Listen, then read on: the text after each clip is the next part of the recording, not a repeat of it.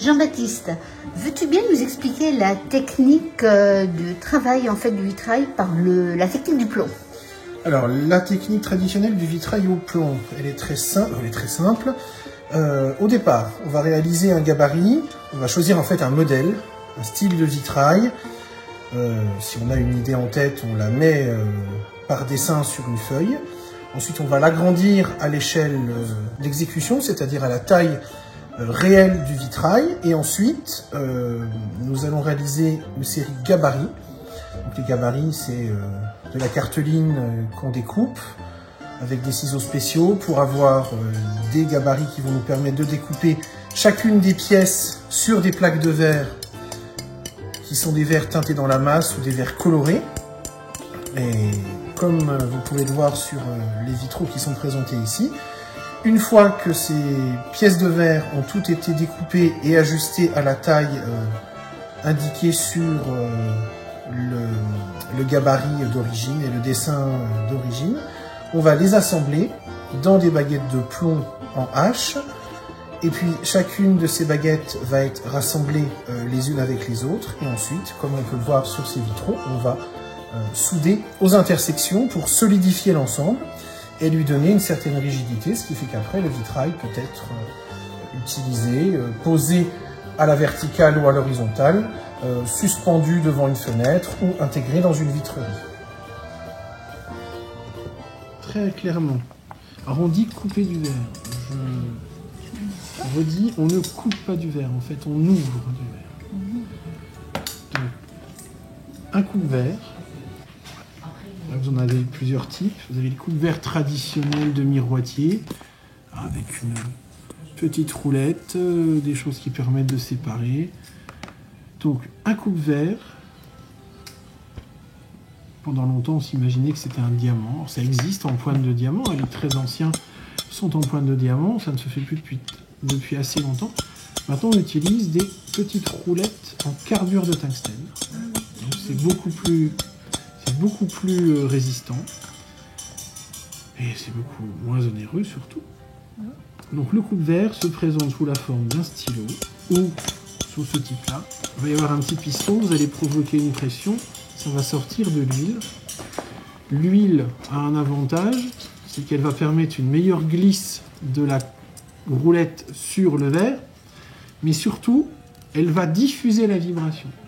En fait, quand vous utilisez un coupe-verre, donc celui-ci n'a pas de réserve d'huile, quand vous utilisez un coupe-verre,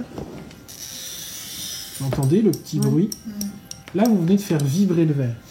Et on voit très légèrement sur la surface du verre un trait.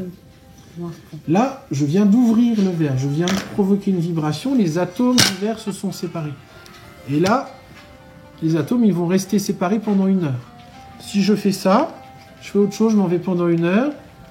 Dans 1 heure, les atomes se seront refermés. Alors, la trace sera toujours là. Hein. Ça veut dire qu'il sera moins... C'est-à-dire que vous ne pourrez plus jamais les rouvrir. C'est-à-dire que là où vous avez passé votre coupe-verre, les atomes se sont refermés, ils se sont resolidifiés. Et en fait, vous ne pourrez plus les réouvrir une deuxième fois. Ça veut dire qu'il faut le couper tout de suite. C'est-à-dire que quand vous ouvrez, voilà, vous faites votre trace et vous séparez. Vous avez quand même 5-10 minutes. Hein, voilà, mais vous séparez votre... Si vous faites des petits bouts, vous faites vos bouts, puis après vous les cassez. Et là, votre verre, il s'est ouvert pile à l'endroit où j'ai passé le coupe-verre. Il n'est pas à côté, voilà, il s'est vraiment ouvert là où j'ai passé mon coupe-verre. On prend sa règle de vitrier, on la positionne, on bloque, je pose mon coupe-verre, je tire ma coupe, je suis tranquille. J'ai pas besoin de voir où je vais, puisque en plus j'ai ma règle qui m'aide, et je sépare.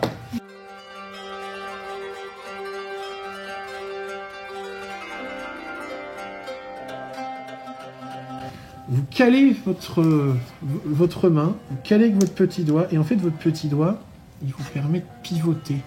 Il vous permet de bloquer votre main si besoin est, pour la contraindre à ne pas... voilà.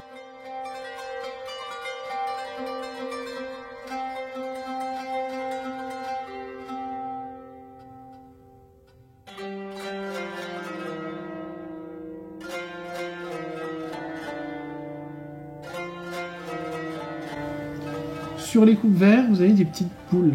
On va détonner son verre. C'est-à-dire qu'on va le sonner. Et en fait, on va l'obliger à s'ouvrir tout seul. Détonner. Oui, on détonne. Et là, en fait, si vous regardez bien, vous voyez la ligne qui se dessine.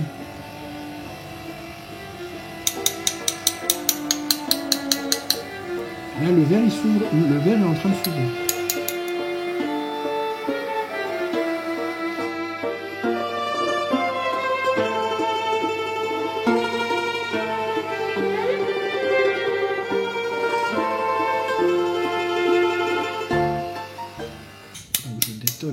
Je détonne. Ce que je voudrais surtout, c'est que vous en... Et là, le verre, il tombe tout seul. Et là, j'ai ma pièce. Voilà. Pose d'un réservoir, d'un plateau, une petite rondelle. Et puis, il y a un truc qui empêche les éclats. Donc...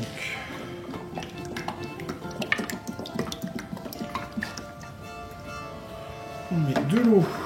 Donc vous avez une meule au diamant qui vous permet de meuler, d'abraser le verre.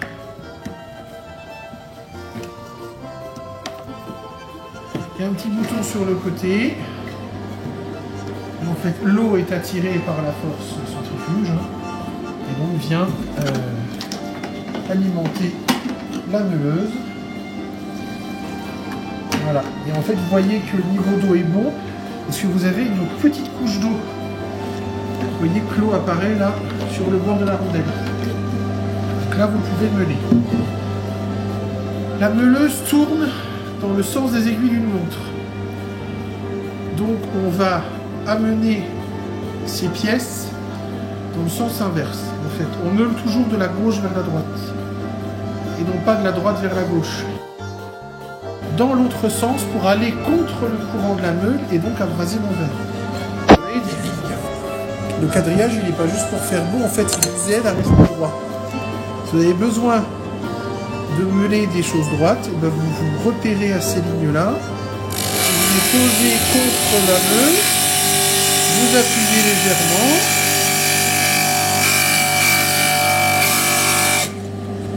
et au fur et à mesure, ça meule.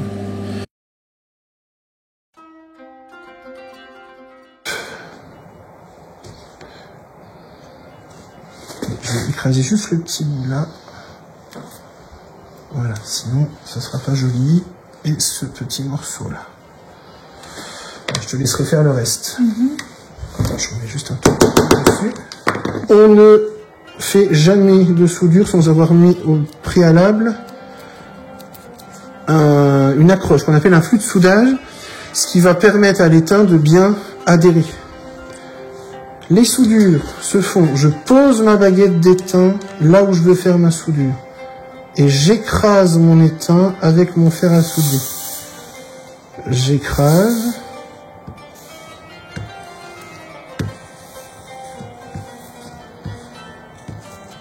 Tout doux et je fais une soudure en 3. Je fais juste ça. D'accord. Rien de plus. Et si jamais ça coule sur le verre? L'étain n'adhère jamais sur le verre. Dès que l'étain est froid, il va glisser. Voilà. Ah, d'accord. Il n'y a aucune trace.